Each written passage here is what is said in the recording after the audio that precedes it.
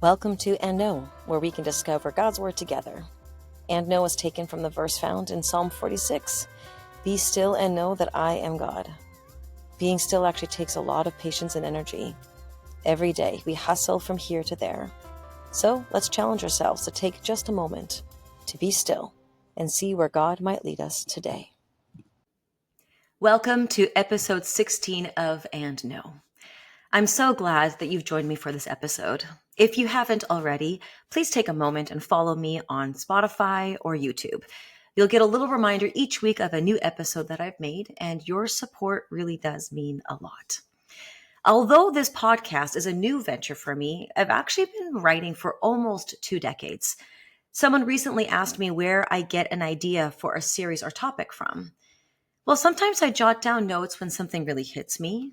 Sometimes it'll be during a sermon or when I'm listening to music. And sometimes it's a rabbit trail. I'll start off researching one thing and then settle on something that came out of that.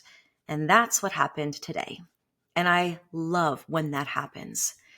I don't know who needs to hear this episode today, but I will share that this is one that is resonating deep within me. And so I hope it will be a blessing to you. My daughter was recently in a basketball tournament in a small town in Manitoba. On our way there, we stopped off to grab a bite to eat, and I was chatting with a local woman who was about 75, 80 years old. I mentioned that I saw that the mall was all boarded up.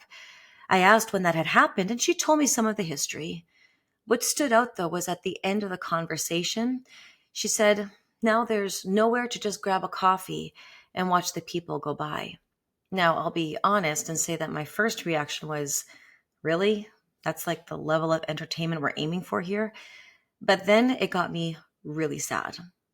Seeing people around us helps us feel as though we are part of something bigger, that we aren't alone. Her comment made me feel lonely for her. Now, maybe that's not what she was implying, but that's what I got out of our conversation. And that got me thinking. When we people watch, there is so much that gets said without a word even being spoken. It's really unbelievable what we can learn by simply observing. One thing that can be a pretty good tell, though, is how a person walks. Are their shoulders slouched down and their head bent down low? Do they walk with a lot of confidence, almost ignoring everything and anyone around them? Your stride can say a lot on how your day is going. I want to read a verse to you found in the book of Micah. Now, a bit of background on Micah. It's in the Old Testament and it's only 7 chapters long. What's incredible about Micah is that although a short book in the Bible, it is him who has the prophecy of Jesus' arrival almost 700 years before his birth. Now that's an important book. Here's the verse we're looking at today. Micah 6, verse 8. He has shown you, O mortal, what is good. And what does the Lord require of you?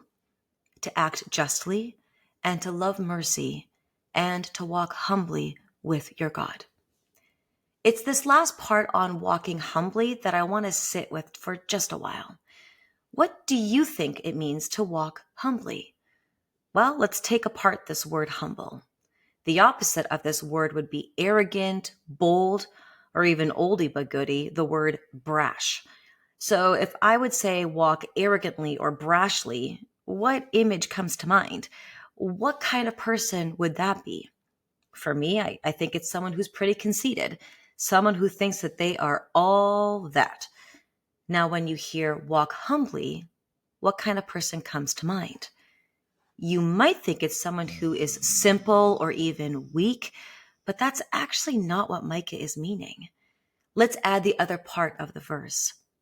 He has shown you, O mortal, what is good. And what does the Lord require of you?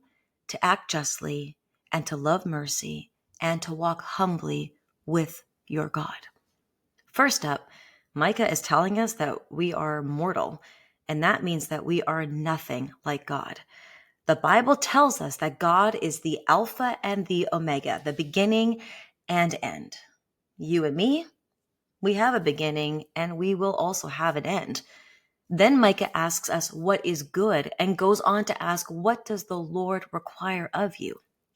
The answer is that we are to act justly, love mercy, and walk humbly. This is no easy task, but it is a task, and that means that it's going to take effort and work. The use of the word humbly here isn't that you are weak, but rather that you are aware, that you know how much we need God, how little we should be focusing on ourselves, and that we should be noticing the needs of all those around us.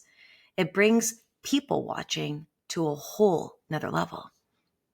If you would decide to just stop moving and never move again, what would happen to your muscles? It takes strength and effort to have the ability to keep moving. So it is safe to assume then that walking humbly takes training too.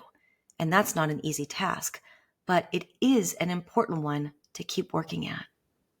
And know this, when we choose to walk humbly, we are saying to God that He's number one. It gives us perspective on who He is in our life and gives us perspective on how to help those around us.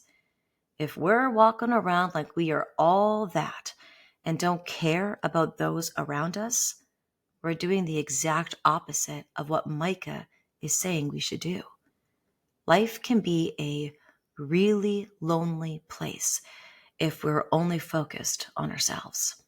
It is so much better when we take the time to really people watch, because that's when our focus is right and we're able to keep in step with what the Bible is calling us to do.